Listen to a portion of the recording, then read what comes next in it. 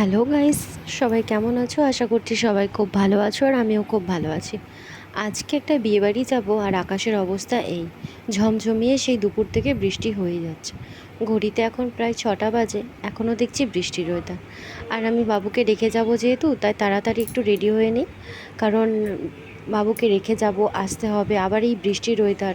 Ready তো হয়ে গেছিলাম সেই সন্ধ্যে 7টার সময়, কিন্তু বিয়েবাড়ি এসে পৌঁছালাম রাত্রির 9টা, কারণ তখনও বৃষ্টি হচ্ছিল। একটু আকাশটা ধরতেই দুজনে মিলে বেরিয়ে পড়লাম, তাও আবার মাথায় ছাতা দিয়ে।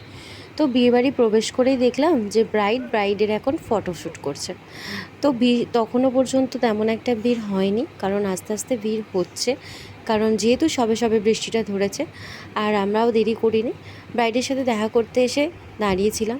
আর এটা হচ্ছে ব্রাইডের মা, আর ব্রাইডের নাম হচ্ছে দিশা। আমি ভিডিওটা অন করে রেখেছিলাম বলে ও আমাকেও একটু পোজ দিচ্ছে। এটা হচ্ছে 3 রমণী, এরা ছোট্টবেলাকার বন্ধু। আর অনেকেই চেনো অনুকে, অনু আমারও বন্ধু, অনু আমারও ফ্রেন্ড। এখানে একটু ওরা হাসি মজা করছিল গিফটটা নিয়ে। ও বলছিল যে হ্যাঁ, 2বার গিফট দিয়েছি। এখান থেকে বেশি লেট না করে চলে গেলাম সোজা ফুচকার গাড়ি দেখে, কারণ ফুচকা দেখলে নিজেকে সামলানো যায় না। আর এটা দেখতে পাচ্ছ মাঠ, এই মাঠে প্রচণ্ড জল হয়ে এরকম অবস্থা হয়ে গেছে। বিয়েবাড়ির প্যান্ডেল তো যাতা অবস্থা। আর এই যে আমি দেখতে পাচ্ছ ফুচকাটা একেবারে গালে পুড়ে দিলাম, দারুণ হয়েছে খেতে। যাই হোক, এই যে আর বেশি লেট না করে বাবুকে আসতে হবে বাড়ি, সেই ভেবে খেতে বসে গেলাম। খাবার জায়গায় গিয়ে দেখলাম অত জল। অনেকক্ষণ ওয়েট করার পরে ক্যাটারিংয়ের ছেলেরা আমাদের পাতা, জোয়ান আর একটা টিস্যু দিয়ে দিল। তারপরেই পাতে পড়ে গেল গরম গরম এটা যেন কি বলে, হ্যাঁ, ডিমের টেবিল। আমিই ভুলে যাচ্ছি কী খাইছিলাম। তারপরেই ডিমের টেবিলটার পরে এসে গেল গরম গরম নান, আর তারপর দিল চানা পনির। নানটা আর চানা পনিরটা জাস্ট দারুণ খেতে হয়েছিল। আর যেহেতু আমার বর নান পুরি নেয়নি, তাই জন্য ও আমার পাত থেকেই আধখানা ওর পাতে নিয়ে নিয়েছিল। চানাটা কিন্তু সত্যিই সুন্দর হয়েছিল। আর তারপরে বসে বসে খেতে আরম্ভ করলাম। চানা দিয়ে পনির খেতে আমার বেশ ভালোই লাগে। আবার যদি এটা বাসি হতো আরও ভালো হতো, চা দিয়ে বেশ ভালো লাগে। কার কার বাসি খেতে ভালো লাগে একটু কমেন্টে জানিও। আর তারপরেই আমার খুব পছন্দের জিনিস, সেটা হচ্ছে ফ্রায়েড রাইস, যেটা আমার পাতে পড়ে গেল।